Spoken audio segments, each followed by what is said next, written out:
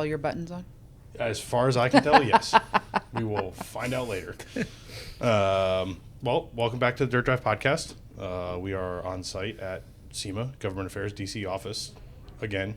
New and improved. Yeah, way new and improved. Way improved. There's no fireplace, though. It's not as homey. No, sorry. We can put one of those fire log things on there if I knew how to do it, yeah. It looks like a smart TV. We can do it. It's just Hadar is the only one that knows how to do it in this office. We are way behind the technology front. We're like, no, too much technology. Yeah. You guys are an automotive organization. If you can't fix it with a hammer, it can't be worked on. Right. TVs can't be fixed with hammers, I've found. No, we were smart enough to, when we were putting stuff up, like some of the pictures and like shelving, it's like, we're going to go to TaskRabbit. We're not going to do this on our own. Because we'll be like, bam. Probably should do more of that. I'm always fixing stuff at the shop myself, and it takes twice as long for no reason. Yeah, exactly. But, we're in DC again for DC Rally 2026. We got I feel like a busy day, or tomorrow, or day. I keep saying week, it's a day. Yeah.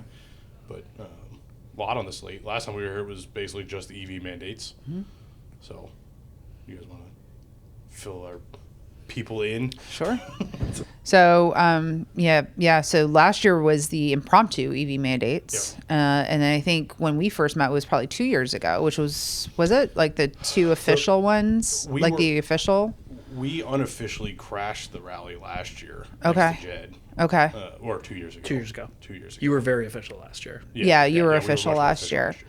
So last year was the impromptu mini rally, which wasn't so mini, which is amazing very successful, all because of our members that chose to come out with like all of like 4 weeks notice, like come to DC and help us get this done, and they did, and they showed up, and it was amazing.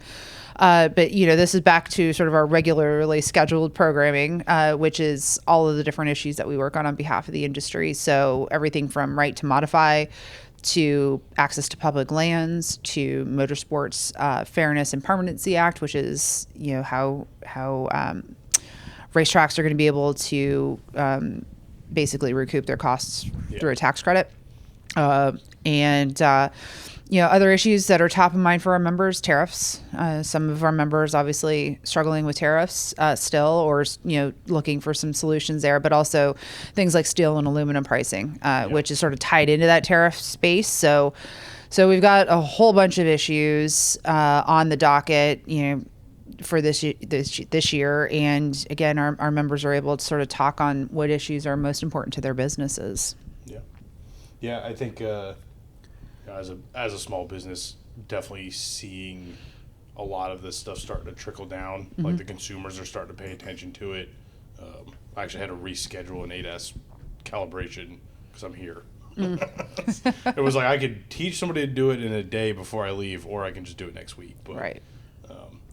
It's definitely it's starting to be, I don't want to say a problem, but like it's definitely something we have to start being aware of. I didn't realize you guys were doing calibration. For the most part, we're pretty fortunate that we don't have to. Yeah.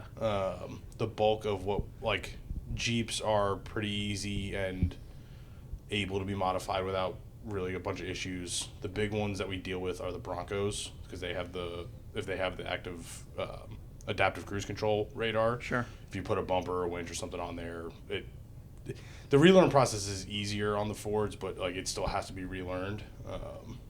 But yeah, it's more of, right now it's mostly in cars that I've noticed that need like the 5-hour calibration and the computers and all that stuff. Subarus are a nightmare from what I understand. Yeah, Subarus, Lexuses are pretty bad. Thankfully, Toyota was smart enough not to put them on like the Land Cruisers and the 4Runners. And, I say that, I think the 6th gen stuff has it. But again, like we're doing mild lifts on a lot of the newer things. People are trying to not void their warranties. Right. Which I'm like, you're not actually voiding it, but Yeah. So I know that's a big point for like the right to modify and like not voiding those warranties and whatnot. I'm always trying to explain that to customers. Yeah, I mean, it's funny, because our shorthand for it is right to modify, but really it is dealing specifically with the ADAS systems, the advanced driver safety systems, simply saying like, look, there are no specs industry-wide, there's no standardization of equipment, there are no guidelines, but there's a reality out there, and the fact is consumers are going to modify their vehicles. So we as an industry and the government and the OEs and all the other stakeholders have an interest in starting to set that up. And we have one of two choices. We can wait until regulators make those decisions for us, of which we've all known they're not really car people. So, no offense to any regulator that out there that is a car person, but there's one guy out there. There's one guy. Yeah. So we'll allow some exceptions to my broad definition, my broad swath. But the reality is that we need to have that conversation on the front end because it is really complicated, and the technology is only accelerating, and we're kind of like running behind. And in fact, SEMA is kind of leading in this space, and so the time's now to have those conversations. It's going to be an ongoing conversation for many, many years. But at the end of the day, as I've been saying a lot, is the consumer is going to win. And consumers want to modify. The consumers that want to modify their vehicles are going to modify their vehicles. So we have to start to deal with that now. Yeah. It's really important to note, though, too, is like as we talk about this, it's not the crazy modifications. It's the very normal things that people do. It's like wraps impact those systems. Yep. The bumpers with the winches, the lifts just because you got to do farm work. I mean, these are normal things that people do on a day-to-day basis. Even the winches. I've put winches on completely stock Jeeps because they're going to the beach to go fishing. Yep. Yeah. We'll put a front mount, like the front hitch carrier, so they can mount a winch to it, and that's a temporary winch with a plug. And like now the entire ADAS system is disabled, and they have to drive all the way to the beach with warning lights. Yeah. Right. So we've done a lot of research to understand how these modifications impact the vehicles and the systems and what the tolerances are. And everything we've done is basically said these are common sense solutions to a gap in the level of information that owners need, that shops like you need, that this should be something that we should all be able to kind of come together and say this is the right thing to do right now, especially as our cars become way more technological than they used to be. They're way more digital than they are analog. I feel like one of the big hurdles we run into, and I'll use Jeeps as an example because they are the biggest offenders of it. If we put an aftermarket rear bumper on, even the aftermarket bumper that has parking sensor provisions, they're supposed to be relearned. The relearn doesn't really work. We can't really do it because we don't have the equipment, because the equipment's $50,000. Goes to a dealership. Dealership says, "Oh, it's an aftermarket bumper. There's nothing we can do." But there is something they can do.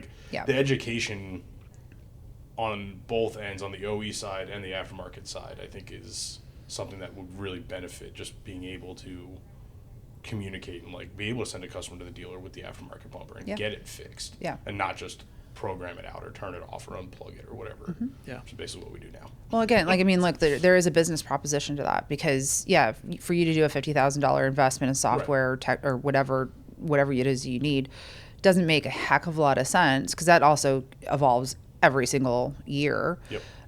So why wouldn't dealerships look at this as like, oh, okay, so I'll charge $100 or whatever it may be for the relearning process. So it's for this, there's plenty of opportunity to go around. The reality is, but the reality is that we have to address it. Yeah.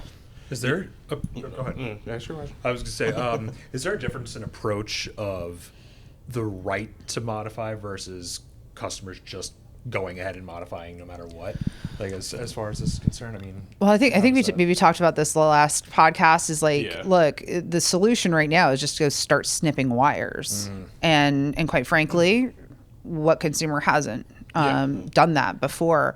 And so what we're trying to avoid again with this approach is, let's start to solve for the consumer now, right? Because they are going to do it. Yeah. And so maybe that consumer, it's fine for them to have snipped wires, but maybe they sell that vehicle.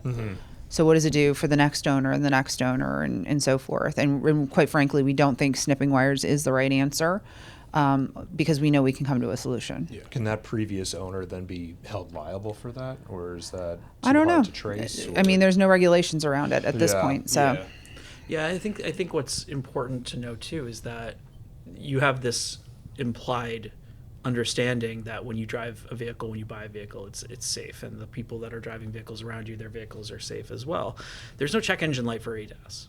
There's no way to actually know unless you have an actual noticeable issue, like that this is clearly not calibrated. I've got one on my car. But unless you actually have that, there's no indication that those systems might not be functioning as intended. And if you're buying a vehicle used or whatever, because we're now in a situation where I think it's most of the cars that came out after 2016 now have some ADAS in them. I think it's like 90% now. Those are the cars that are becoming the ones that you are now selling, and maybe a family's buying it because they need an extra vehicle. They got a teenage driver or something like that.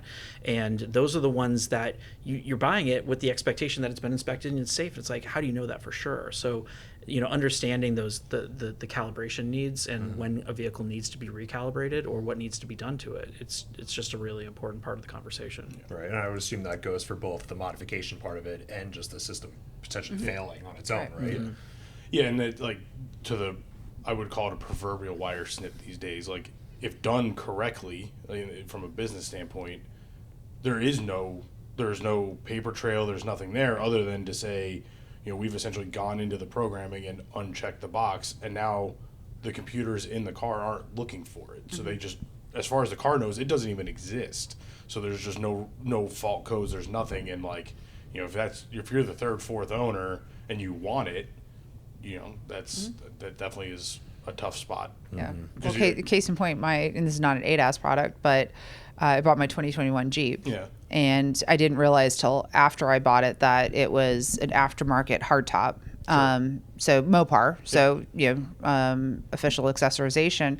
But I think I was actually in Moab the first year and needed to run my back rear windshield wiper. And I went and I'm like, wait, where's the button? Oh wait, there is a wiper there, but it was never connected. It's not like, I'm like, so I've installed many of those harnesses. Yeah, I may come visit you because I'm like, there is no bump there. So this was clearly a soft top to begin with. Yep. The previous owner bought a hard top. Don't know where the soft top went. Probably sold it. That's fine. But I'm like, I have a wiper. Yeah, that's a thing. But do you really though? But I really don't. I really don't. And then we literally, because I'm sitting there going, I'm calling all these people, like, where's the button? Where's the button? And everyone's like, oh, it's right. It's right. It's right.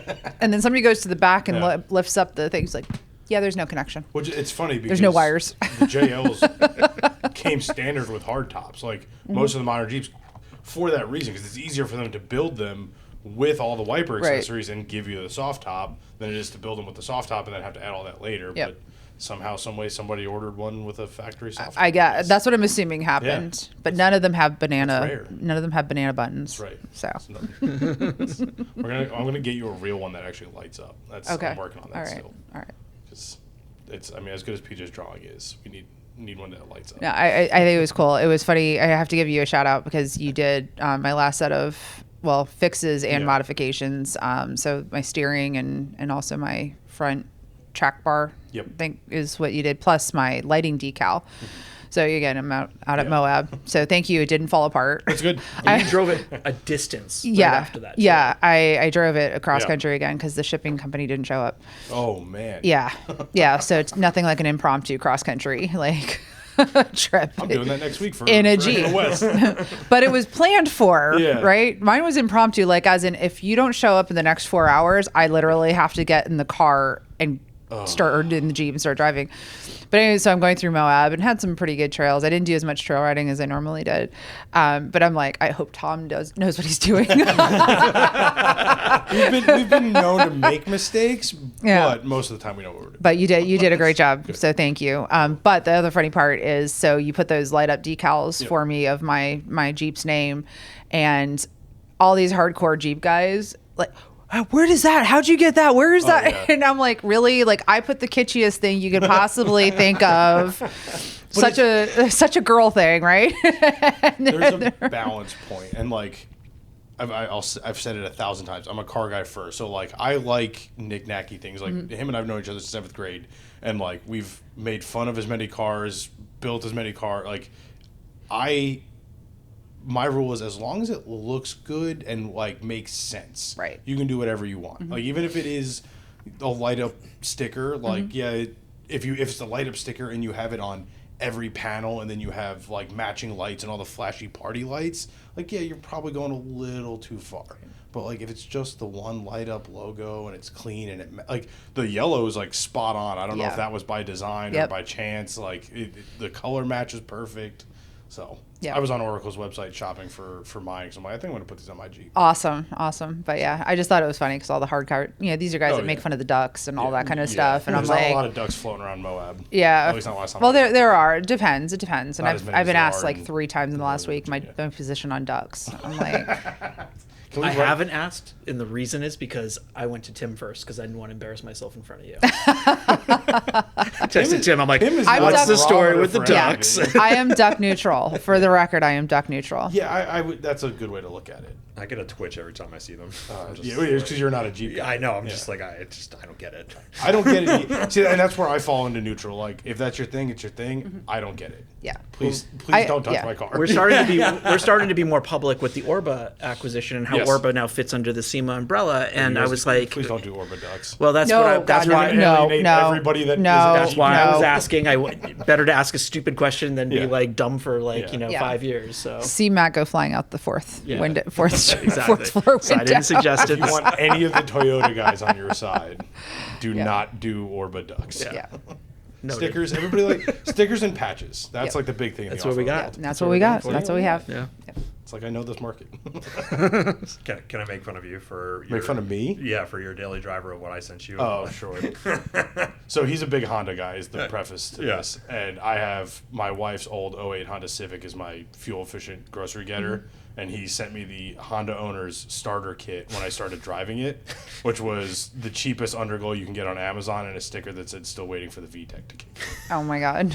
And you put it on. I proudly run the sticker because it doesn't have VTEC and I'm waiting for it to kick in.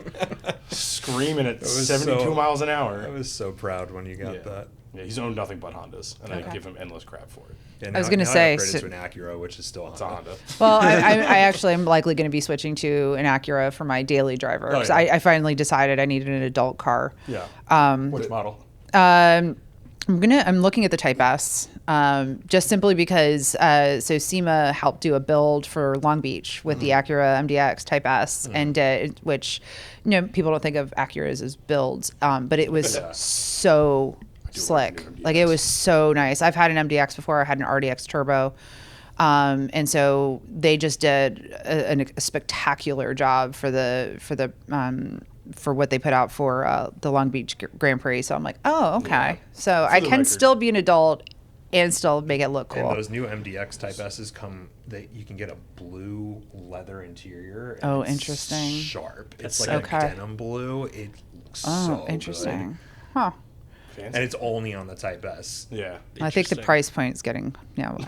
Yeah. If you I wanted a responsible. A grocery getter. I'm just saying, for the record, a Jag is an adult car. There aren't many kids driving. It's Jags not around. A practical adult car. You live in Loudoun County, you know that. No, I've seen a lot of fair. There are kids driving Jags in Loudoun. Yeah. However, I don't know. It fits in parking garages. It does. Like I've been using it now that the winter is gone and I can drive it reasonably. Although when it rains, I get a little nervous. But it's still not a practical car. I can fit one suitcase in it. Put a roof rack on it.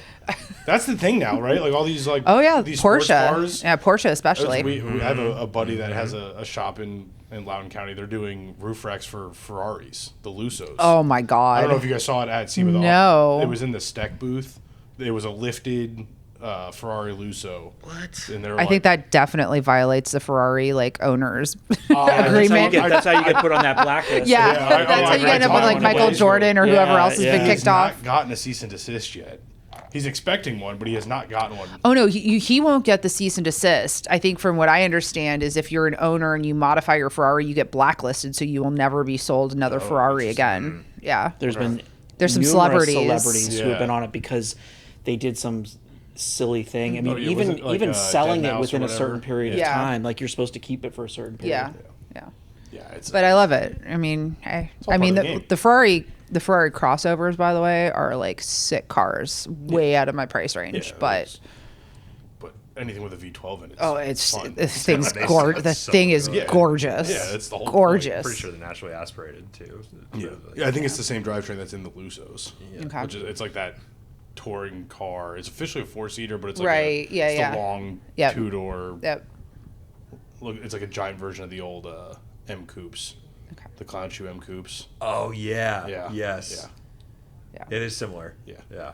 This is where the podcast goes off the rails. Yeah, completely. And you always blame Tim. Yeah, usually. Well, yeah. Yeah, it's fair. It's me. It's me. I'm the problem.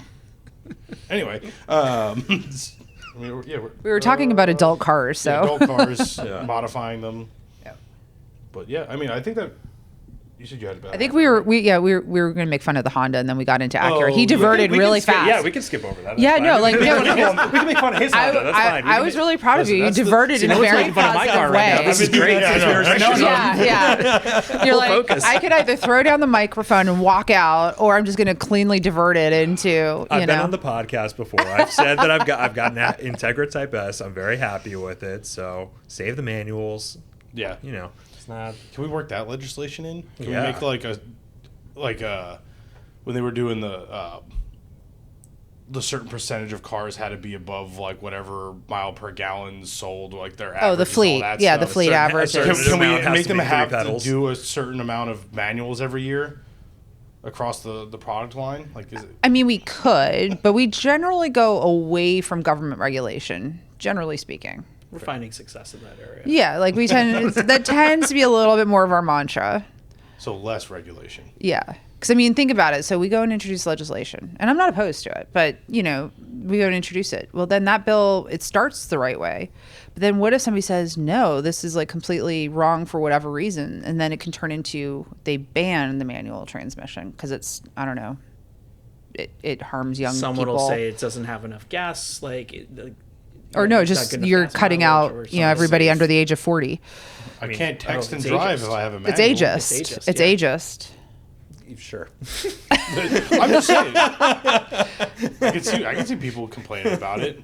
So I learned how to drive on a manual while texting. Because like when I learned to drive, it wasn't illegal to use your phone while you were Well, it was driving. also you had buttons. Yeah, I was gonna say that was the teen-eyed word. Yeah, days I didn't where have to you look could- around to Yeah. a CD at the same time. Yeah, I could change the CD, roll down my manual window, shift gears, and send a text message. all And at the drink same a time. Coke. Yes.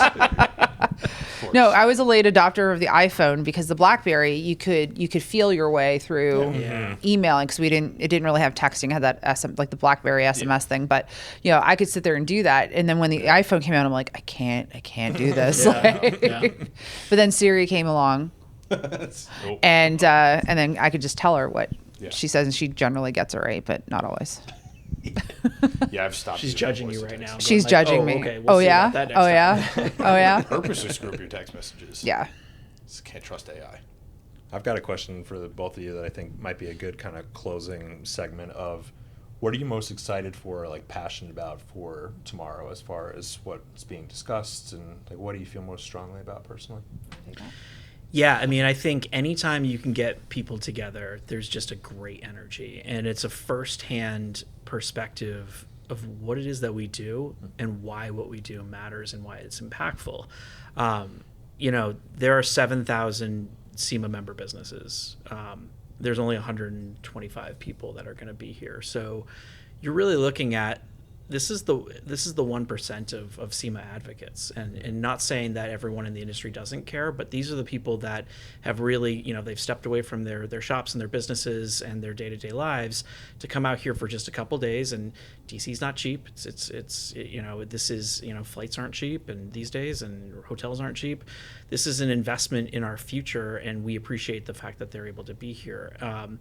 And to be around everyone, that's inspiring, and to remind you that you're not alone in caring about this, and that everyone has the same learning curve with these issues, but you kind of work through it together. It gives us an opportunity to interface and engage with the members in a way that's been very very successul for us from our standpoint, because we want people to know who we are. We want when we make a call and say, hey, it'd be really great if you could send a letter to this lawmaker, or can you give us some perspective on how tariffs are hitting you, or how the basis of our ADAS stuff has been really because we spoke with people and spent a lot of time learning and figuring out like, you know, where things are and how things look in the trenches. So I mean, this is just a good reminder that like advocacy can be done remotely, but it's more impactful in person. And even in a smaller number, like we're not going to be as big as some of the fly-ins when the nurses come and they bring like 700 people and just take over the city. Like you can have 125 people come and make a real big impact. But, and again, at the same time, this is the biggest fly-in and rally we've ever had, and that just shows how successful we've been in growing the advocacy. Yeah, agreed. And I like the fact that there's new voices. You know, it's not, you know, we obviously have a lot of return attendees, which is amazing because you have that continuity and that comfort that you develop with that. But also there's a lot of new voices and new faces to this. But I think it's also the opportunity for us to demonstrate to our membership how we reinvest their dollars. Because again, you know, SEMA, PRI, we're a nonprofit organization.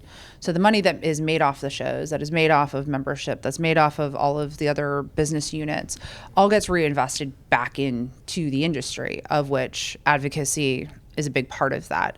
And so being able to demonstrate the value of that investment. So it's not just about buying a booth at the show or attending as an attendee, as a buyer. There's a reinvestment back in, and we can only do what we do through that investment. Also our PAC, obviously, which has been doing great. This is our ability to really demonstrate that value to our members. And it's sort of that one time a year that we can kind of make it all like come alive with everybody here in DC. We can talk in education panels at the show and do that stuff, which is fantastic. But this is it really on display, and seeing the access that our members have, because collectively we work together. Because if we're trying to be individual businesses to do this work, it's not possible. You're a small business, right? Yeah. It's hard to have that impact, but when we work together, it's pretty incredible. And I just have to share like one little story from this past weekend. We were down in Miami at the Grand Prix. So we're at, like, if you will, sort of one of the most influential motorsports sporting events in the country, and there's 3 of them in the country. Miami's the first one of the series for the U.S. And so Matt and I think it was you and I, right, when we were with the advanced team, the security team. So we're doing a security advanced thing. So we had some high-level government officials that were coming in. So we spent a lot of hours getting ready. And so the head of Florida law enforcement, so works on the governor's detail, but also oversees the multi-agency stuff. And he was actually more impressed that SEMA was with him than like super excited. Than the world leaders. Yeah. That's awesome. No, but also the Grand Prix. Yeah. And so he was like, oh my God. And then you ran into DJ Khaled. I'm taking the Department of Transportation's media team around, and they're just getting video, and we're trying to get someone. They're like, "Hey, is that DJ Khaled?" I'm like, "Yes, it is." So I walk up to him like, "Khaled, I'm with SEMA." He stops and looks at me, goes, "My man," and I was just like, the name recognition of what SEMA means to the car culture is just so strong. And for us to be able to leverage that for the purpose of our advocacy to help the industry at large, but also those 70 million automotive enthusiasts who buy the parts and spend their weekends and work an extra shift just so they can, you know, afford what they're looking to do to their vehicle and go to a Cars and Coffee or go to a racetrack or whatever. We have a very privileged platform in that regard, and that's a great reminder. It's like you run into people, and you know they're surrounded by some of the wealthiest individuals in the world and some of the most iconic brands in the world, and you know Ferrari's there and Mercedes, and you know SEMA is held in that regard as a brand in some circles in the in those lofty heights. Yeah, absolutely. No, I love that. Well, thanks both of you for that. That was great. It was fun. It was fun. And then even in the Cadillac, we spent some time in the Cadillac garage pre-race, and so the DOT folks were doing their thing, and so but we're sitting there at the head of the racing team. It's like, oh my God, hey, what's going on? Yeah. It was like, I think it's. I remember. I don't know if you were in the class with me or not in middle school, but I remember doing a project on the 24 Hours of Le Mans and how like the trickle down effect of motorsport into your daily driver. Like I think that is something that is very much lost, and like you guys do between SEMA and PRI do a great job bridging that, right? Like these modifications come from the fact that race cars have them. Yeah. Then people want them in their cars because we're enthusiasts. And now you see manufacturers building cars for enthusiasts, right? Like, you know, all these off-road packages that come with lift kits and skid plates, and the Type S's that have all the fancy dual clutch transmissions or whatever closed gear ratio steering boxes. Like, all that stuff started 20 years ago in motorsport. So, like, and to your point, it's not just the trickle down, there's a trickle up. And True. that's why we are so passionate about fighting to protect racetracks, because so many people's first exposure to car culture happens at a racetrack. Yep. So many people that decide that they want to get into the engineering and the mechanics and everything, that starts at a very local level because someone had an exposure to me. I mean, a dirt track or at a, some just doing things off road or whatever. There was a drag strip 2 miles Park, from us, which it's still technically there. It's a drift track now, but So when you're at an F1 race, it's the pinnacle of the sport. It's the pinnacle of motorsports in the sense of like where the innovation happens, but it all is possible because of a strong grassroots community. And I think that's exciting too, because we get to see both sides of it and benefit from both sides. Exactly. Yep. Exactly. Yeah, I think it's a great segue into the end. Yeah. I think it's a great spot to wrap up. Yeah. That way you guys can get ready, take a half-hour breath before. Yeah. Well, what do you hope to get out of tomorrow? Yeah, that works. Oh, all right. I'm gonna do the final. Yeah, this is my first time doing it. So the inner teenager in me is pinching myself because we would talk about SEMA all the time, still in high school. Yep. Saying, "Oh, we gotta get there one day. We're gonna get there." And then with his involvement and now being here, it's such a crazy full circle moment. I for the two of us, I think I love it's so it. special. I love it. So I haven't made it out to the show yet, but I'll get there at some point. But yeah, for me, I mean, it's just a personal side of that where I'm just like, wow, I can't believe that I get to be a part of this. And I don't have the off-roading side in me as much. I mean, I do from... Well, yeah, you drive a Honda. Yeah. The passport. Hey. As long as you guys have a Ridgeline, we're good. No, I mean, we used to go off-roading all the time when we were kids. So, I mean, it's not like I haven't gone, but we used to get stuck in Jackson, New Jersey at 2 a.m. My 96 XJ. Yeah, exactly. So, but... Ball tires. Yeah, it's just... I think it's just... Like I said, there's that personal element of, wow, I'm so excited to be part of this. And you were saying about the community and everything and just what the brand means to the car community in general. Have you engaged in advocacy before? Not particularly. Yeah. Other than on social media and your like HOA, yeah, basically. Facebook page. Well, I'm not on socials, but I am on my HOA board. There it is. There it is, folks. It makes perfect sense. Yes, I was just the Honda guy. No, I was just advocating. And by the for way, geothermal. totally teasing about the Honda thing because I think No. you can modify anything and do with it what you wish. So I can take the heat for it, and I still give him more shit for his Honda. So that's right. It's not actually my Honda. It's still titled in my wife's name. So don't bring her into this. It's her car. It's not mine. I just borrow it from time to time. No. I support her all the way. But it's fine. You can. It's good that you're able to just dip your toe into advocacy in a group like this, though, because it can be very intimidating to just do it by yourself. You're like, oh man, like what if I met like a member of Congress and what do I say to them? And like, are they going to be mean to me? Like, are they going to think I'm stupid? When you're in a group, you can kind of get a sense of what the temperature of the room is, and then get the comfort level of speaking to what you know. Yeah, absolutely. And I think we try to make it as easy of a lift as possible. We give you guys the information, but we also give you the space to kind of say, like, these are the issues that are important to me. This is why they're important to me. Be able to tell your personal story, and then there's always staff with you, so that, like, if we need to follow up with specifics on something, or kind of hop in and jump in and be like, well, actually, this number is like supports what you're saying. So that's the other value of these fly-ins, is that you're providing an environment that new advocates can get involved, and then they go home more confident. They tell other people, like, I just did this, and they're like, oh, how'd you do it? And they're like, oh, it's easy, just go out with SEMA next year and just do this or whatever. And that's I think that's a cool part of it too. Yeah, absolutely. And I also get to support his business, and I mean, we've been friends forever. So to be able to have that opportunity to be able to, more than just like a word of mouth thing, actually be here for a real event like this, to be able to promote the small businesses out there and everything like that is really great. It's cool. Yeah. Yeah, it's easy. It's easy, you know, the old, if you love what you do, you never work a day in your life. Like, I think the aftermarket auto industry is probably the poster child for that. Obviously, I'm biased, but everybody I meet is an enthusiast and a car guy, Jeep guy, off-roader, whatever you want to call them, first. Yeah. And now, you know, you get to make it your living, you get to make it your passion, and then to also take the time and do this side of it is a lot of fun. And it's like, aside, as a car guy growing up, I never thought, like, one, we'd have to.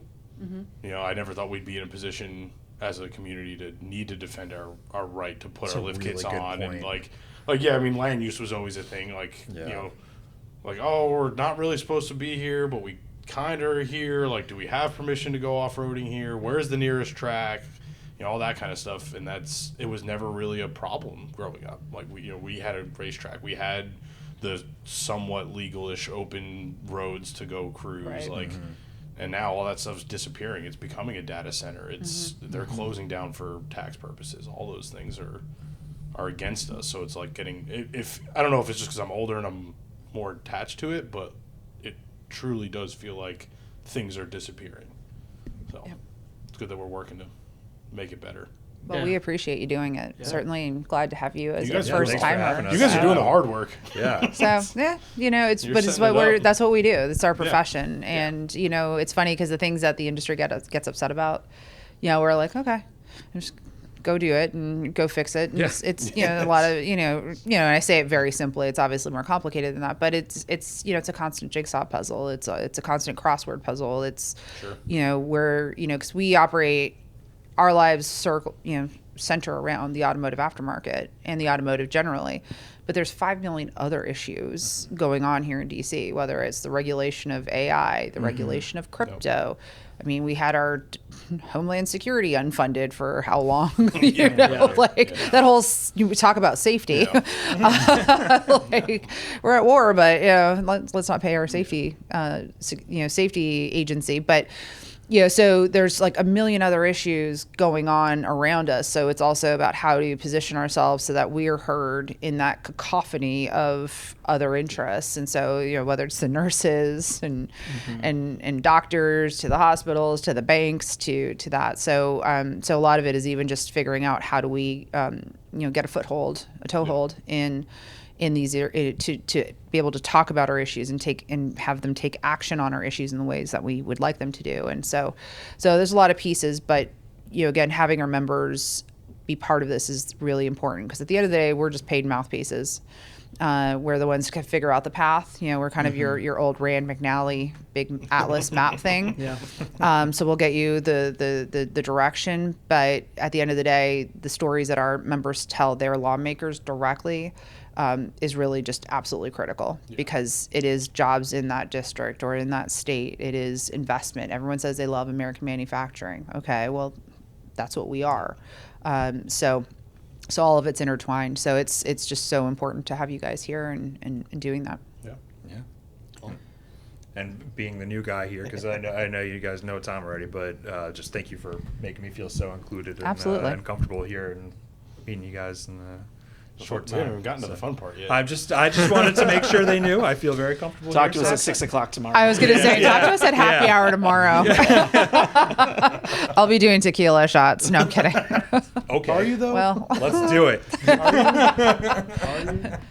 My preference is a Woodford Manhattan on the rocks. Okay. So, in case anyone's buying, you know. I don't think this episode comes out till next week, but that's all right. I'm sure I'll see somebody somewhere and I'll end up with a Woodford Manhattan. And I'm okay with that. If a random person brings you a Woodford Manhattan and says, I heard it on the podcast, please hug that person for me. I will. I'll take a picture. I will send it to you. It's going to be me. Matt's like, hey, Matt, where's Karen traveling to next? I'm Yeah. As long as you send me one too. That's all I ask. No, I don't like you that much. All right, fine. I like you. not gonna share my I Woodford don't with know. you. Wait, don't I know you as I'm walking into Dulles Airport? You want a Woodford Manhattan? Yeah. You're not by chance flying out of town on Thursday. Right, yeah. It's 8 a.m. Yeah. I know, but do you want a Woodford Manhattan? Well, awesome. We'll wrap it up here. Yeah. I don't know if you guys want to. Is there anything specific you guys want to plug, or just the usual SEMA? SEMA Action. SEMAHQ.org. Yeah. SEMA HQ. Also on social, Facebook and Instagram, SEMA Action. The hat is for Tim. Yep. So It's not a kilt. He's gonna yell at It's me. not a kilt, but we're doing our I was best. told not to give you a microphone unless you had a kilt, but I forgot about that. We could have gotten one off Amazon easily.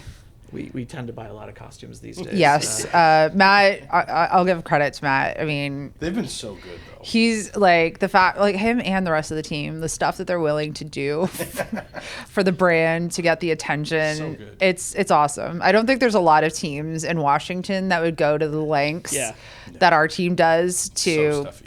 get our point across, Yeah. to get the message across, to get the message out there. And so they're just really incredible because some of the stuff they come up with, I'm like, approved. And I just kind of close my eyes. Like, I hope this doesn't blow up in my face. Well, yesterday was May the 4th, Star Wars Right, Day. yeah. The Star and Wars- That promo was so good. Well, It was so so good. We've been talking about it, and I reached out to Lauren Wilbur and I said we really should be doing something for this. It's a good opportunity to leverage, and credit to her team. Sarah Lynch did a great job of actually pulling this together. We just basically said, let's do something like Star Wars, and no like direction or like any sort of like vision, but it's just like it's seeing the opportunity and being like, what can we come up with?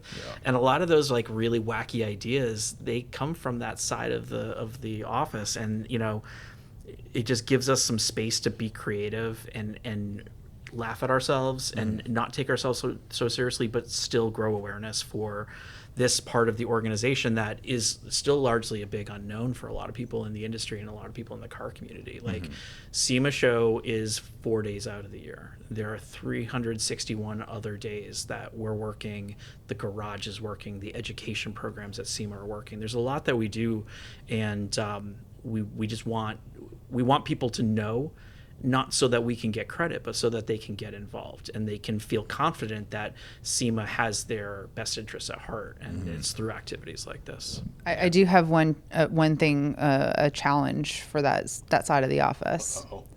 So we had our company-wide, we had a Cinco de Mayo staff appreciation kind of thing, but obviously we're running around on Cinco de Mayo. So we decided to do it on Cuatro de Mayo, in which it was a